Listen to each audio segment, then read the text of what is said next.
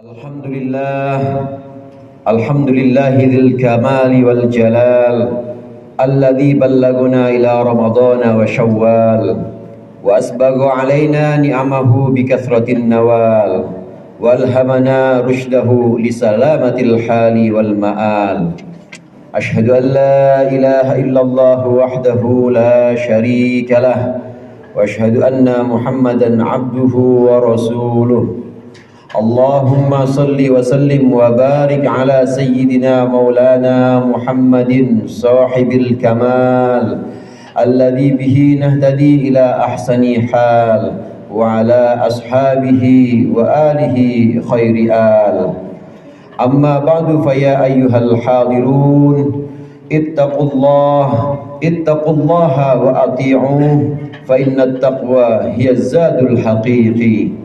وقال الله تعالى وهو أصدق القائلين وتزودوا فإن خير الزاد التقوى واتقوني يا أولي الألباب. Ma'asyiral mu'minin wa zumratul muslimin rahimakumullah. Alhamdulillah, dengan ucapan ini kita panjatkan puji syukur kehadirat Allah Subhanahu wa taala. Salawat serta salam mudah-mudahan senantiasa Allah limpahkan pada junjungan kita baginda Nabi besar Muhammad sallallahu alaihi wasallam beserta keluarga, para sahabat dan pengikut-pengikutnya yang insyaallah kita termasuk di dalamnya.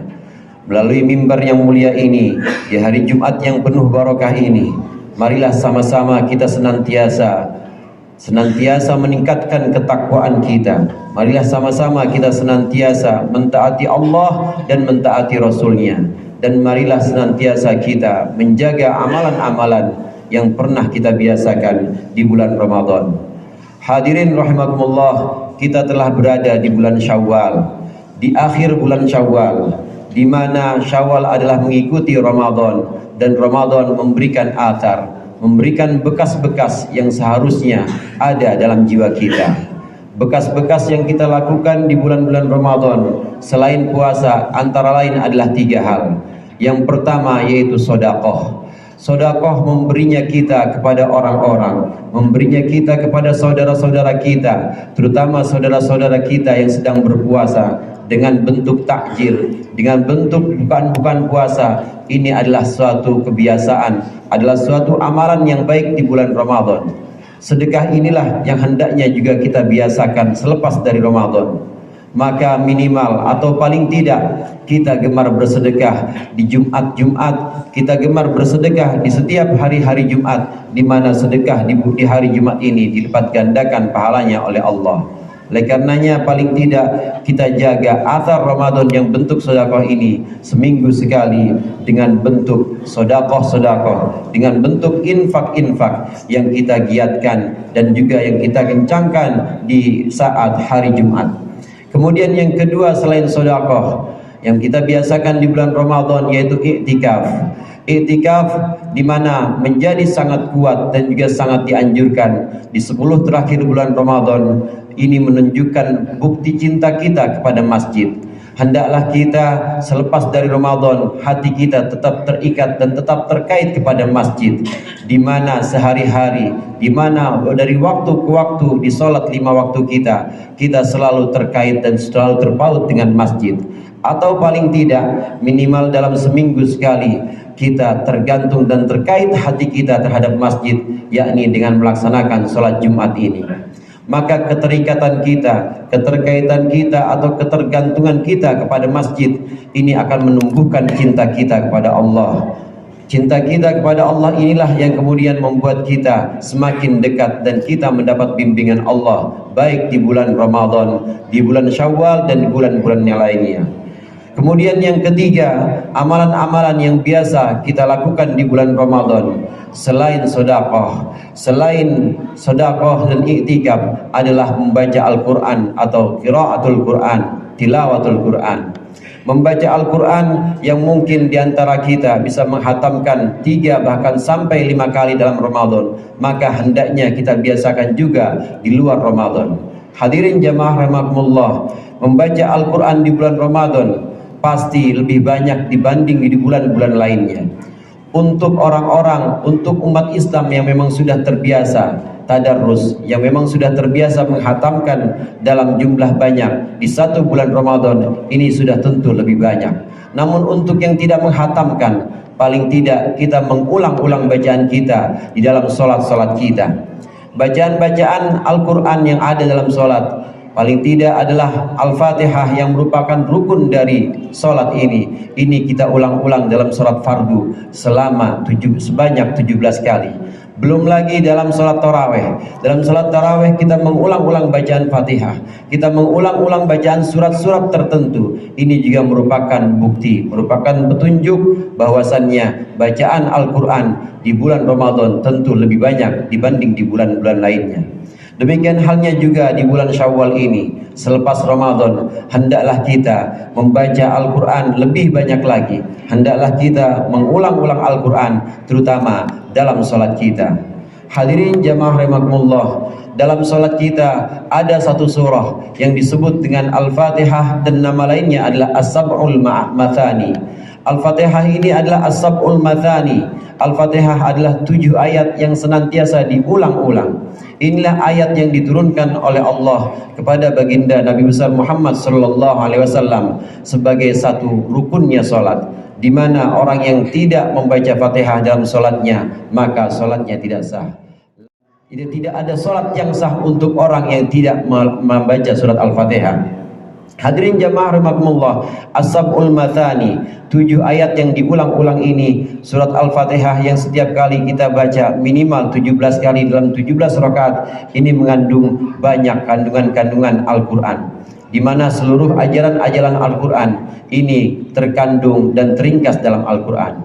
Paling tidak ajaran Al-Quran yang berisi 3 tema utama, yaitu tema Tauhid, kemudian tema tentang hukum dan juga tentang nasihat-nasihat. Ini semuanya ada dalam Al-Quran. Ini semuanya teringkas dalam Al-Fatihah.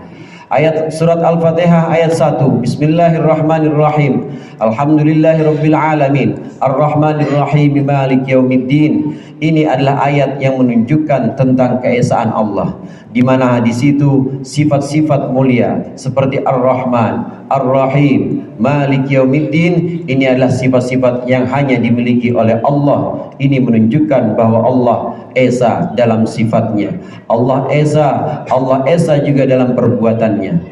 Kemudian ayat Iyyaka na'budu wa iyyaka nasta'in, Ihdinas siratal mustaqim, ini adalah perwakilan dari hukum-hukum Al-Quran, kandungan Al-Quran yang berupa hukum-hukum, di mana dalam ayat Iyyaka na'budu wa iyyaka nasta'in, yang artinya hanya Engkau ya Allah yang kami sembah, hanya Engkau ya Allah yang kami mohonkan pertolongan. Ini adalah hukum dari ibadah. Ibadah bisa meliputi ibadah mahdoh dan ibadah ghair mahdoh. Dengan demikian dalam Al-Fatihah sudah terkandung hukum. Kemudian ayat terakhir dari surat Al-Fatihah, Siratal ladzina an'amta alaihim ghairil maghdubi alaihim waladdallin. Ini adalah bentuk nasihat-nasihat di mana kita harus mengikuti jalan orang-orang yang Allah beri nikmat dan kita menjauhi jalan orang-orang yang terkutuk dan jalan orang-orang yang sesat. Hadirin jamaah rahimakumullah, 3 kandungan ini, 3 tema pokok yang ada dalam Al-Quran, ini semua teringkas dalam Al-Fatihah. Inilah kenapa As-Sab'ul Mathani atau Al-Fatihah kadang-kadang disebut sebagai Ummul Kitab, kadang-kadang Al-Fatihah disebut sebagai induk dari Al-Quran, karena memang seluruh kandungan Al-Quran ada dalam Al-Fatihah. Salat kita ini tidak sah apabila tidak membaca Al-Fatihah. Hadirin jamaah rahimakumullah, kemudian yang terakhir berbicara tentang sholat, di mana sholat adalah merupakan satu kewajiban dari kita, maka sesungguhnya sholat kita inilah yang akan menjaga amalan-amalan kita, amalan-amalan baik yang ada di bulan Ramadan. Karena sesungguhnya Ramadan itu menjaga orang-orang, menjaga kita untuk senantiasa melaksanakan perbuatan-perbuatan baik, untuk menjauhkan perbuatan-perbuatan buruk atau perbuatan-perbuatan keji dan mungkar. Maka salat, innas salata tanha 'anil fahsya'i wal munkar, sesungguhnya salat ini bisa mencegah perbuatan keji dan perbuatan mungkar. Salat yang kita laksanakan ini harus iqamatus shalah, harus berbentuk sebagai mendirikan salat. Ada beda antara mendirikan sholat atau iqamatus sholat dengan sholat secara sebutannya dengan musalli.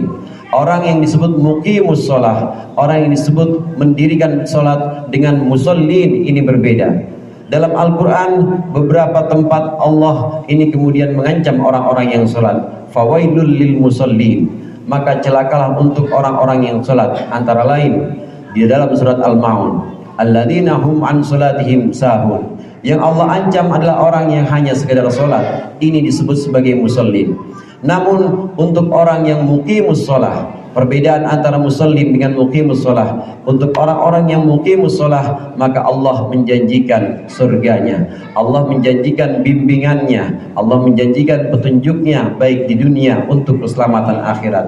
Muqimus sholah adalah orang yang bukan hanya sekedar sholat, tapi muqimus sholah adalah orang yang melaksanakan rukun-rukun sholat, melaksanakan syarat-syarat sholat, bahkan sunnah-sunnah sholat. Namun dalam sholatnya dia khusyuk, dalam sholatnya kemudian dia merasa hadir di hadapan Allah, dalam sholatnya dia menghayati dan memahami bacaan-bacaannya. Dengan derajat muqimus sholah, dengan derajat muqimus sholah atau orang yang mendirikan sholat, maka inilah fungsi sholat, faidah sholat bisa kita dapatkan, di mana diantara faidah sholat adalah menjaga kita dari perbuatan keji dan mungkar. Marilah melalui Jumat yang penuh berkah ini, melalui mimbar yang mulia ini, kita kembali kencangkan tali kita kembali kencangkan ibadah kita, terutama ibadah sholat. Dan marilah kita perintahkan, marilah kita suruh keluarga kita untuk melaksanakan sholat, kita suruh anak-anak kita dan kita suruh istri kita untuk melaksanakan sholat dengan sebenar-benarnya. A'udzu billahi minasyaitonir rajim. Bismillahirrahmanirrahim. Wa'mur ahlaka bis-salati wastabir 'alaiha la nas'aluka rizqan nahnu narzuquk wal 'aqibatu lit-taqwa.